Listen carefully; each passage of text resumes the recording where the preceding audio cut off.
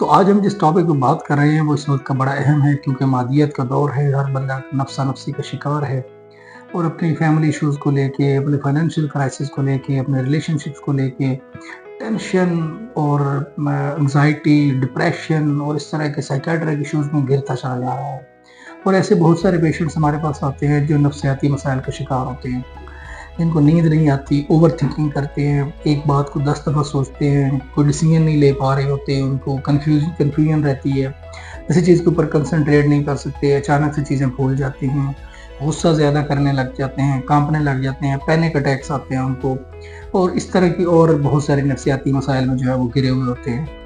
फिर उसके नतीजे में जब वो कोई मेडिसिन शुरू करते हैं नफ़्सियाती मसाइल के लिए, तो वो उनके लिए और दर्द-ए-सर बन जाता है।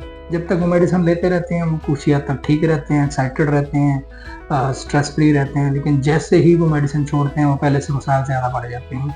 तो 6-6 महीने, साल-साल, 2-2, 4-4 साल मेडिसिन खाने के बाद लोग हमारे पास आते हैं कि सर कोई नेचुरल रेमेडीज़ बताएँ, कोई नेचुरल मेडिसिन के ज़रिए हमें इस मेडिसिन से जान छुड़वाएँ हमारी। मैं इतना परेशान होता हूँ, मुझे गुस्सा आता है, मैं बच्चों के साथ लड़ता हूँ, बीवी के साथ लड़ता हूँ, ऑफ़िस में सब पे गुस्सा करता हूँ। और मैं कभी-कभी इतना परेशान हो जाता हूँ कि मेरा दिल करता है कि मैं सुसाइडल अटेम्प्ट की तरफ चला जाऊँ नाउज़ुबिल्लाह। तो ऐसी कंडीशंस हो जाती हैं पेशेंट्स की कि वो अपने आप को कंट्रोल नहीं कर पा रहे होते। थोड़ी-सी परेशानी आती है उसको बहुत ज़्यादा अपने ऊपर सवार कर लेते हैं, उनको समझ ही नहीं आ रहा होता कि मैं इसके कैसे बच सकता हूँ। ये जो साइकियाट्रिक इश्यूज़ होते हैं ये ऐसे इश्यूज़ होते हैं कि जिसमें उनकी अपनी फैमिली भी उनका साथ नहीं देती। फैमिली को लग रहा होता है कि ये जानबूझ के ऐसा करते हैं, ये बंदा बड़ा अच्छा पढ़ा-लिखा है और ये ऐसी हरकतें कर रहा है, इसको ऐसे नहीं करना चाहिए, ये देखें इसने ये कर दिया, इसने वो कर दिया, बात-बात पे चिल्लाता है। घर वाले अलग तंग होते हैं, बच्चे अलग तंग होते हैं, ऑफ़िस वर्कर्स, कलीग्स वो अलग तंग हो रहे होते हैं या अगर वो बिज़नेसमैन है, तो क्लाइंट्स के साथ बदतमीज़ी करेगा। लेकिन वो ये सब कुछ जानबूझ के नहीं कर रहा होता, हमें उसका साथ देना चाहिए, हमें हर उस पेशेंट का, हर उस बंदे का जो इस किस्म की बीमारी में मुब्तला है, वो इसको बहुत ही आगे लेके जा सकता है। ऐसा पेशेंट जो है वो सुसाइडल अटेम्प्ट की तरफ भी जा सकता है, खुदकुशी करता है, हर वक़्त ये सोचता रहता है कि यार मैं इतना फँसा हुआ हूँ, मेरे साथ फलाँ ने क्या कर दिया, फलाँ ने क्या कर दिया। अपनों से बेज़ार रहता है वो, अपने बहन-भाइयों से, अपनी फैमिली मेंबर से, अपने बिज़नेस पार्टनर से कि यार उसने छोटी-सी बात कर दी तो उसको लेके वो ज़्यादा हाइपर हो जाएगा और बार-बार उस बात को सोचता रहेगा कि मैंने इसके साथ ये भी अच्छा किया था, ये भी अच्छा किया था, फलाँ जगह उसको सपोर्ट किया, फलाँ जगह उसको सपोर्ट किया, लेकिन इसने मेरे साथ क्या किया, इसने मुझे यहाँ तकलीफ़ दी है, यहाँ तकलीफ़ दी है, यहाँ तकलीफ़ दी है। वो सारा दिन इन सोचों में पड़ा रहता है, बाज़ औक़ात उसको वहम का मर्ज़ मुब्तला हो जाता है, जिसको हम आम लफ्ज़ों में ऑब्सेसिव कंपल्सिव डिसऑर्डर कहते हैं। ओसीडी एक बड़ा इस वक़्त का सिचुएशन है जिसमें एक बंदे को लगता है कि मैं पाक नहीं हूँ, मैं नापाक हूँ, तो बार-बार अपने हाथ धोता है, वो बार-बार गुस्ल करता है, उसको लगता है कि मैंने गाड़ी लॉक नहीं की, तो 10 दफ़ा जाके अपनी गाड़ी चेक करेगा लॉक हुई हुई है या नहीं हुई है। इस तरह मुख्तलिफ़ चीज़ों के बारे में बार-बार अपने एम्प्लॉइज़ से या अपने वर्कर से या अपने कोलीग से पूछेगा कि वो काम हुआ है कि नहीं हुआ, हालाँकि वो एक दफ़ा बता चुके होते हैं कि हो गया है। या नहीं हुआ, तो वो बार-बार उसके बारे में पूछता रहता है। तो ये एक ऑब्सेसिव कंपल्सिव डिसऑर्डर की मिसाल होती है, तो वो एक ही चीज़ के बारे में बार-बार सोचता रहता है। तो ये वो सारी अलामात हैं जो एक बंदा नफ्सियाती तौर पे फ़ील कर रहा होता है। इन सारी अलामात के साथ आज इस वीडियो में ये भी बताएँगे कि इन मसाइल का हल क्या है और इसके हम बच कैसे सकते हैं या इन मसाइल को हम नेचुरली होम बेस्ड रेमेडीज़ के ज़रिए कैसे ठीक कर सकते हैं। तो उसमें अगर हम बात करें जो एंग्ज़ायटी है, डिप्रेशन है या ये पैनिक अटैक्स हैं, इसमें सबसे अहम चीज़ जो होती है वो नींद होती है। अगर आपकी नींद ठीक आ रही है, अगर आप नींद प्रॉपर ले रहे हैं, तो उसमें आपका ब्रेन टिश्यूज़ जो होते हैं वो ऑटोमैटिक रिपेयर हो रहे होते हैं, बिल्डअप हो रहे होते हैं, आपकी जो एंग्ज़ायटीज़ होती हैं, स्ट्रेस होती हैं, वो लेवल कम हो रहा होता है और ऐसे हार्मोन्स रिलीज़ हो रहे होते हैं जो आपकी बॉडी को रिफ्रेश कर देते हैं और जब सुबह आप उठते हैं तो आप बिल्कुल रिफ्रेश उठते हैं और अपनी परेशानियाँ भूल चुके होते हैं, अपने स्ट्रेस भूल चुके होते हैं और अपना फ्रेश होके रहना शुरू कर देते हैं। तो उसके लिए आपने सबसे पहले तो ऐसे पेशेंट को या आप अगर आपके फैमिली मेंबर है, आपका कोई दोस्त है, तो उसकी ये चेक करें कि उसकी नींद की रूटीन कैसी है।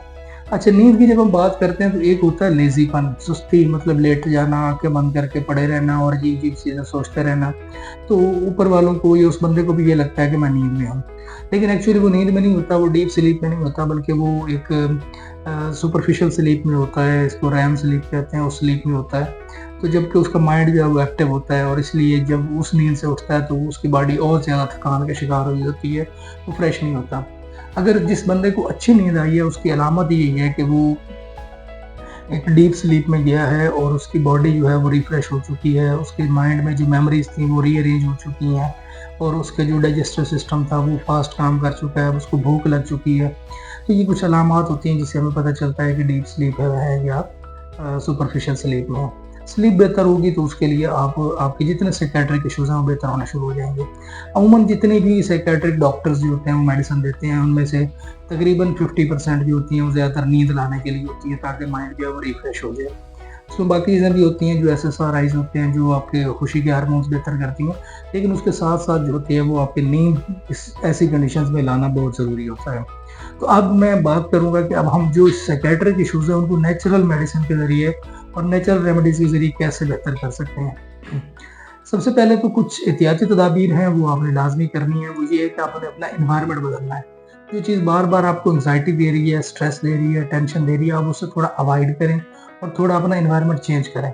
आप कुछ दिन के लिए अगर फॉर एग्ज़ाम्पल ऑफ़िस में आपके लिए कोई टॉक्सिक एनवायरनमेंट बना हुआ है, आपके किसी कोलीग से या बॉस से या किसी ऐसी जगह पे नहीं बन रही, या फिर आप फैमिली में किसी के साथ बहुत ज़्यादा चिड़चिड़े हुए हैं और उसके साथ आपकी फ्रीक्वेंसी मैच नहीं कर रही और रोज़ाना आपकी उसके साथ बहस होती है, तो कुछ दिन आप वेकेशन पे जाएँ या अपनी लोकेशन चेंज करें और वहाँ कुछ अर्सा गुज़ार के आएँ ताकि मेंटली तौर पे आप फ्रेश हो सकें। इसके साथ-साथ ये है कि अगर आप कहीं सेहत अफ़ज़ा मकाम की सैर के लिए जा सकते हैं, आप नॉर्दर्न एरियाज़ पे या पहाड़ी इलाकों की या साहली इलाकों की सैर को जा सकते हैं, तो वो कुछ दिन के लिए ज़रूर जाएँ ताकि आप यहाँ की परेशानियाँ जो हैं वो छोड़ के तो एक रिफ्रेशिंग एनवायरनमेंट में जा सकें।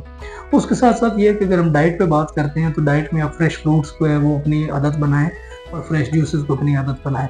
जो भी फ्रेश फ्रूट आपको समझ आता है या जो भी आपको पसंद करते हैं, वो सारे लें, उसमें आपके लिए बेनिफिशियल होता है। अब हम आते हैं डाइट के ऊपर कि ऐसी कौन-सी डाइट है जो हमारे हार्मोन्स को बेहतर करती है और जिससे हमें नींद आती है। हमारी बॉडी में एक हार्मोन होता है जिसको मेलाटोनिन कहते हैं।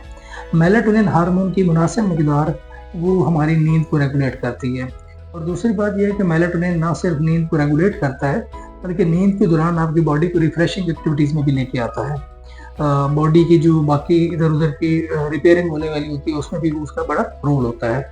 और ये एक अहम बात है आप सबके जानने के लिए वो ज़रूरी है कि मेलाटोनिन की जो प्रोडक्शन है वो रात के वक़्त ज़्यादा होती है और दिन के वक़्त नहीं होती। तो अगर आप अच्छी नींद लेना चाहते हैं तो आपका स्लीप साइकिल भी इस तरीके से हो कि early to bed and early to rise. आप शाम जितना जल्दी सोएँ और सुबह जितना जल्दी उठें, वो आपकी ब्रेन के लिए, आपकी मेंटल हेल्थ के लिए बहुत अच्छा होता है। तो और दूसरी बात ये है कि मेलाटोनिन सबसे ज़्यादा तब रिलीज़ होता है जब आप डार्क पोज़ीशन में होते हैं, डार्क एरिया में होते हैं, आप अपनी लाइटें बंद करते हैं, लाइट्स ऑफ करते हैं, अंधेरे में होते हैं, तब आपकी मेलाटोनिन की प्रोडक्शन जो है वो ज़्यादा हो रही होती है। अब आते हैं डाइट की तरफ कि कौन-कौन सी डाइट के ज़रिए मेलाटोनिन प्रोडक्शन या नींद को बेहतर कर सकती है। उसमें हम बादाम, काजू, पिस्ता और अखरोट, ये 4 चीज़ें ऐसी हैं नट्स में जो आपकी नींद को बेहतर कर सकती हैं। इनका अगर मिल्क शेक बना लें तो बहुत ज़्यादा अच्छा है। इन चारों का आप सकूफ़ बना के रख लें, पाउडर बना लें इक्वल क्वांटिटी में और शाम को सोते वक़्त दूध के गिलास में मिक्स करके पी सकते हैं। इसके अलावा अगर फिर भी आपको नींद नहीं आ रही तो फिर उसके लिए आप बादाम रोगन का जो है वो इस्तेमाल करें, मतलब आलमंड ऑयल का इस्तेमाल करें। उसके 2 स्पून 1 गिलास नीम गर्म पानी में डालें, नीम गर्म दूध में डालें सॉरी, नीम गर्म दूध में डाल के रात सोते वक़्त इनटेक करें। कम से कम इसको 1 हफ्ता लगातार इनटेक करें। आप अपनी बॉडी के अंदर एक बहुत ही ज़बरदस्त किस्म की चीज़ पाएँगे। इसके अलावा अगर आप को ज़्यादा थकान होती है और फिर भी आपको नींद नहीं आती, तो आप इसी दूध के अंदर जिसमें आपने आलमंड ऑयल डाला है, आधा चम्मच उसमें अगर आप हल्दी मिला लेंगे तो आपकी बॉडी पे एक्स भी जो है, जो बॉडी की पेन्स हैं वो भी कम हो जाएँगी और उसमें आपको बड़ी गहरी नींद आया करेगी। तो ये उम्मीद है आपको आज की वीडियो पसंद आई होगी। इसके अलावा भी अगर आपको किसी किस्म का कोई सवाल हो, कोई किसी किस्म का आपकी कन्फ्यूजन हो, किसी चीज़ को आप डिस्कस करना चाह रहे हो या आप किसी बात पर मशवरा करना चाह रहे हो, तो कमेंट्स में ज़रूर पूछिएगा और ये वीडियो अपने प्यारों से ज़रूर शेयर कीजिएगा। बहुत शुक्रिया।